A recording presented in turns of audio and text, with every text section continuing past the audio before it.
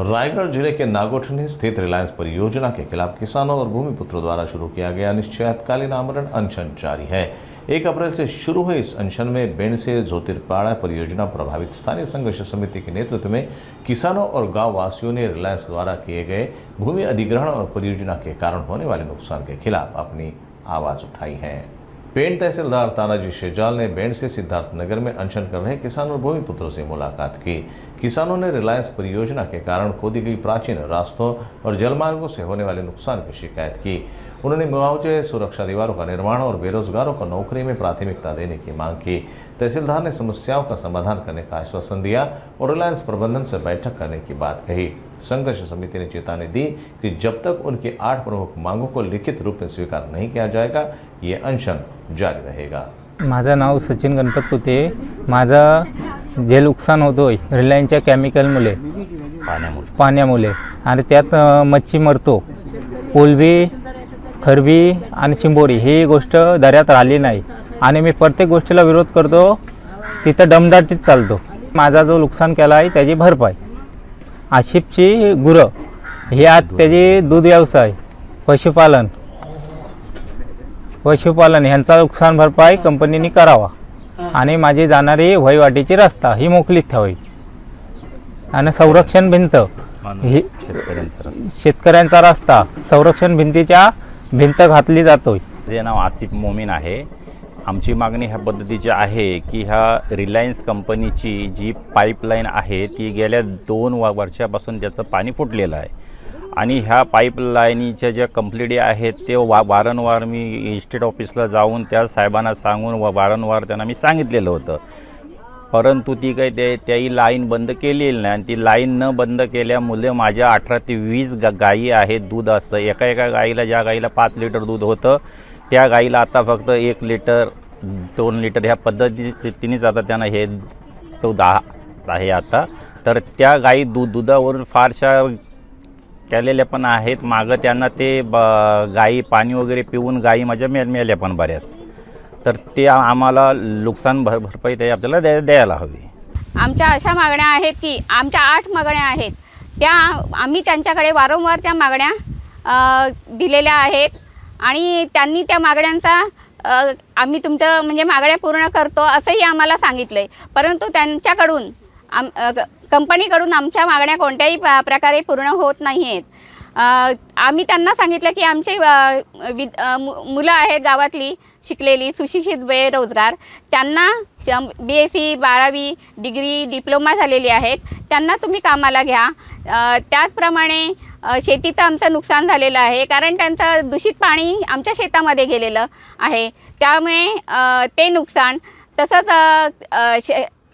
मच्छी व्यवसाय, गुरं व्यवसाय ह्या लोकांचंही खूप मोठ्या प्रमाणात नुकसान झालेलं आहे। गुरं मेलेली आहेत ते पाणी पिऊन।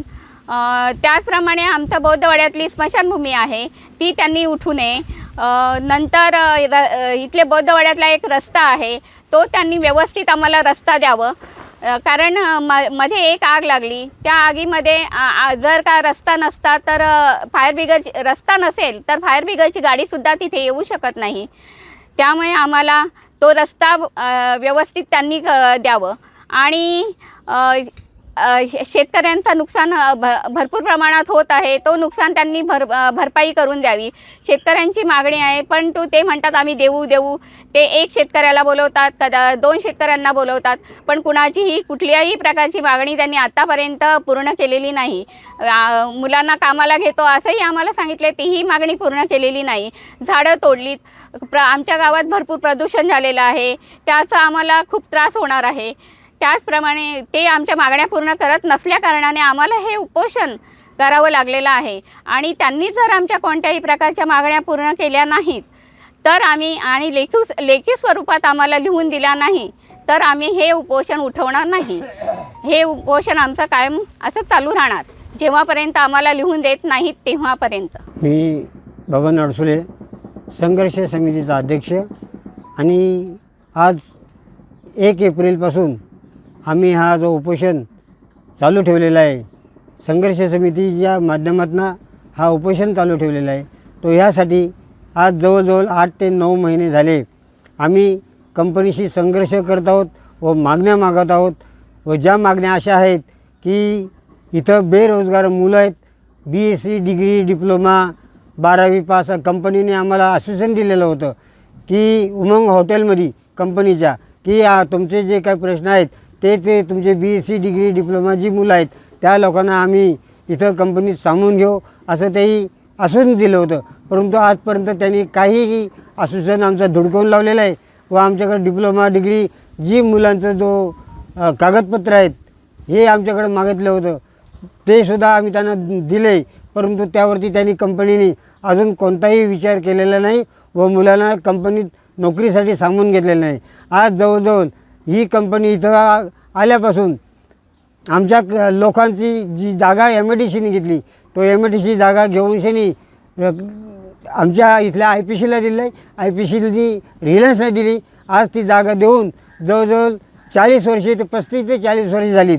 तसा बेकायदेशीर तसं बघायला गेला तर रिलायन्सचा इथं 35च्या 15-20च्या पुढं जर जो जागा पुढं त्याचा हे झाला असेल, टाईम होऊन गेला असेल, वर्ष होऊन गेलं असेल तर तिथं कंपनीचा कुठलाही अजिबात त्याचा हक्क नाही असं आम्हाला वाटतो आहे. पण ह्या कंपनीने जी दादागिरी करून आणि अशी दादागिरी करून आमचा जो हक्काचा जो न्याय मिळवून घेण्याचा तो कंपनीने धुडकून लावलेला आहे.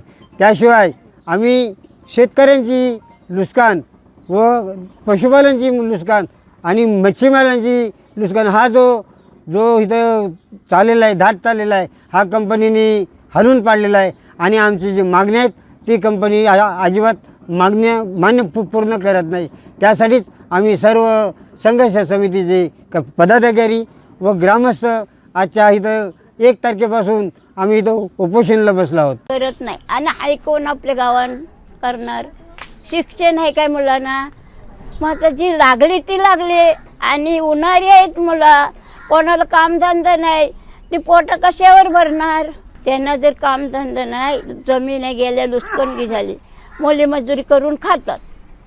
आता मोली मजुरी कुठपर्यंत खातील? आपली जमीन आहे ते आपली जमिनीची सत्ता गेलेली आहे. मासली मरत नाही, मासलीला धोका आहे, माणसांना धोका आहे, सगळ्यापासून धोका कंपनीचा आहे. हा निर्णय कोण घेणार? हा निर्णय झाला पाहिजे. किती गेलं येऊन शाने कोणी निर्णय दिलाय नाही. आता 4 कंपन्या आल्या इथं बंद करताना आता हे कंपनी बंद केला आणि तो कुठला आहे तो आम्हाला माहिती नाही नावगाव. आता इथे जेव्हा आला तेव्हा आम्ही फॅमिली गेलो आणि तो रस्ता फरत होतं आणि आमच्या तिथनं रस्ता काढत होतं तर मी काढून दिला नाही आणि त्यांना रस्ता फोडून दिला नाही. आता हे लोक मागणं आणि हा भाऊ बसला, एकदा बसला आणि निर्णय उठलाय. आता त्याचा निर्णय लागलाय काय? कोणी नाही अजून निर्णय लागलाय. आता परत बसलाय. मग आता तरी निर्णय द्या हो तुम्ही. आणि मुलाबाला आहेत उन्हार, त्यांना कामधंदा मिळला पाहिजे, आम्हाला मुली मजुरी मिळली पाहिजे. बाया माणसं आहेत, अशी अनपट आहेत, शिकलेले आहेत. माझं नाव धर्मी नारायण आडसुले, राहणार बेनसे बौद्धवाडी. जे हे अमर उपोषण जे हे मुलांनी केलेलं आहे, माझा नातू योगेश आडसुले, सचिन कुथे, स्मिता कुथे, कल्पना बबन आडसुले ही माझी मुलं जे उपोषणाला बसलेले आहेत. मागे देखील योगेश उपोषणाला बसलेला पण त्याला कुणी मार्गदर्शन दिलं नाही आणि आम्हाला न्याय हा मिळालाच नाही म्हणून हा परत बसलेला आहे. तर ह्या आमच्या ज्या 8 अटी आहेत ह्या त्याही आमच्या पूर्ण कराव्या. जो हा रस्ता बांधायचा, ही भिंत बांधायची, ही भिंत बांधायला नाही पाहिजेत. आणि आमचा स्मशानभूमी आहे तिथून म्हणजे तिथून इथे आंब्याच्या झाडापर्यंत हा रस्ता आम्हाला सगळा मोकळा पाहिजेत.